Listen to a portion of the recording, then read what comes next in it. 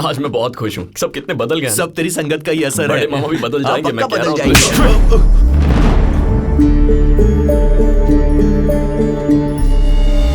थप्पड़ तुझे रजिस्ट्रेशन रुकवाने के लिए नहीं मारा, बल्कि 20 साल पहले रजिस्ट्रेशन हो चुकी है, ये बात छुपाने के लिए मारा है, समझा?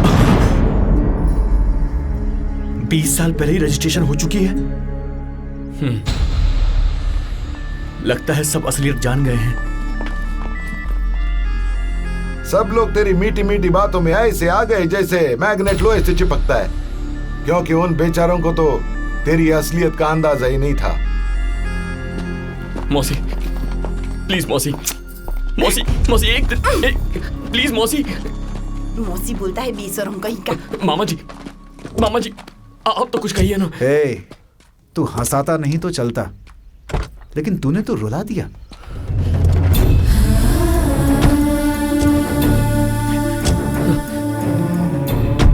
छोटे मामा एक दिन, बस एक दिन प्लीज। यकीन नहीं होता तूने ऐसा किया। Shame on you.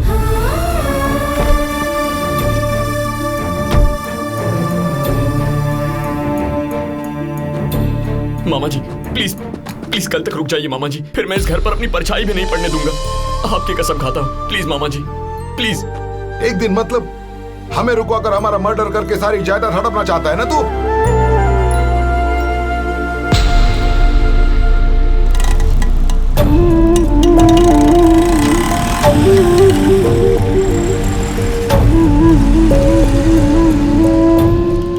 लोगों को बेवकूफ बनाना तूने अपने बाप से बहुत अच्छी तरह सीख लिया है।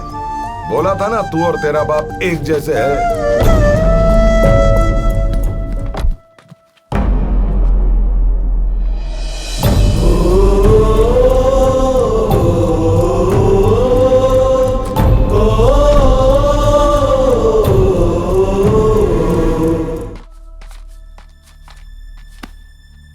इतना दुखी क्यों हो रहा है? माफ कर दो नानी माँ। क्यों माफ कर दूं तुझे? सब लोग यहाँ 2-4 दिन के लिए मेरे साथ रुक जाए, इसलिए तो अपनी बेइज्जती करवाता रहा। क्यों माफ करूं तुझे? मेरी बेटी जिसे इंसान से ज्यादा सोने से प्यार है, उसका नेकलेस ढूंढने के लिए तूने गोबर तक में हाथ डाला, तब भी उसे समझ नहीं आई। क्या इसलिए माफ करूं तुझे? जो बेटा अपने परिवार को टाइम नहीं देता था, तूने उसे एहसास कराया कि परिवार क्या है। क्या इसलिए माफ कर दूं तुझे? और क्या क्या बोलूं बेटा तुझे? मैंने तो सिर्फ मन्नत मानी थी और तूने उस मन्नत को पूरी करने के लिए पूरे परिवार को इकट्ठा किया और मंदिर ले गया। इंसान को खुश रहने के लिए दौलत की नहीं, गुजरी हुई यादों की जरूरत होती है। ऐसा ही तूने अंग्रेजी में उस दिन कहा था ना। तू सबको भले ही 20 साल पीछे ले गया हो, लेकिन अपनी इस नानी को तू 100 साल आगे ले गया बेटा, 100 साल आगे ले गया। बचपन में लुका छुपी खेलते वक्त तू मेरे आंचल में छिपकर कितना खुश होता था।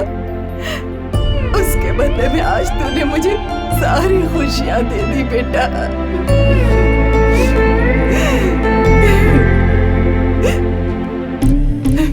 मेरे लिए इतना सब करने की क्या जरूरत थी बेटा? बचपन में जब भी स्कूल से गर्मियों की या दिवाली की छुट्टियां मिलती थी तो मैं यहीं आता था, क्योंकि यहाँ सबसे ज्यादा खुशी मिलती थी। फिर जिंदगी में एक ऐसा वक्त आया जब मैं आपके पास नहीं आ पाया। जितना प्यार मैं आपसे करता था, उतनी ही पापा की इज्जत भी। आपसे दूर रहकर 20 साल कैसे बिताए मैं ही जानता हूं। इसीलिए एक दिन इस गांव में खुशियां ढूंढते हुए मैं वापस आ गया।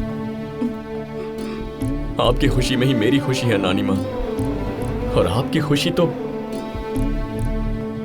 आपका ये परिवार ही है।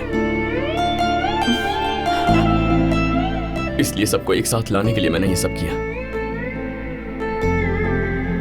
पर एक बात समझ में नहीं आई, रजिस्ट्रेशन हो चुकी है ये कैसे पता चला? कुछ देर पहले सूर्या राव यहाँ आया था। नमस्ते माँ जी। मेरी बात तो सुन लीजिए, 20 साल पहले ही रजिस्ट्रेशन हो चुकी है माँ जी।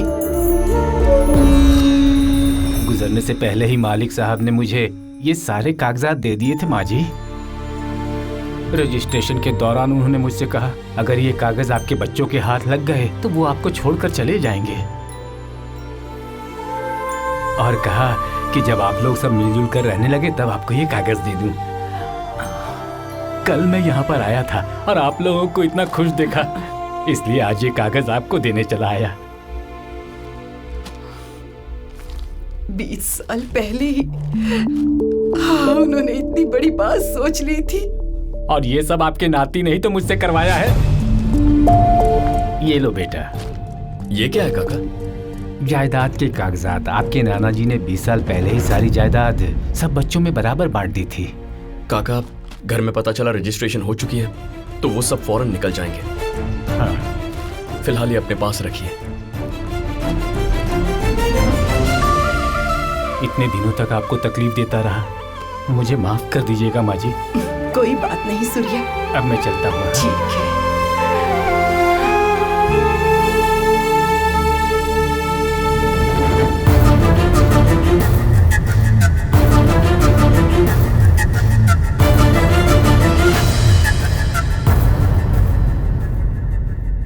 बस एक दिन और सब रुक जाते तो कितना अच्छा होता।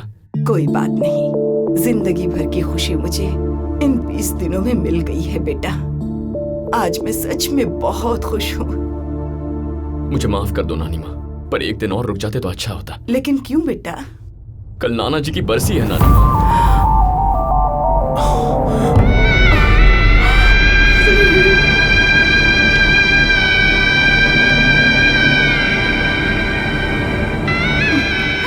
तूने मेरी सारी इच्छाएं पूरी कर दी हैं। एक और इच्छा पूरी करेगा मेरी? बोल। मेरी चिता को आग तू ही देना। ऐसा मत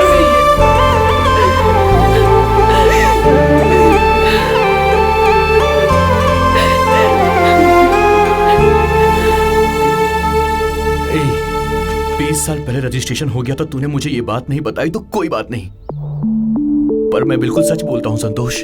तू 100% खरा आदमी है, 100% गोल्ड। आई लव यू यार। हर नानी को तेरे जैसा ही नाती मिलना चाहिए मेरे भाई। तू 100% गोल्ड है।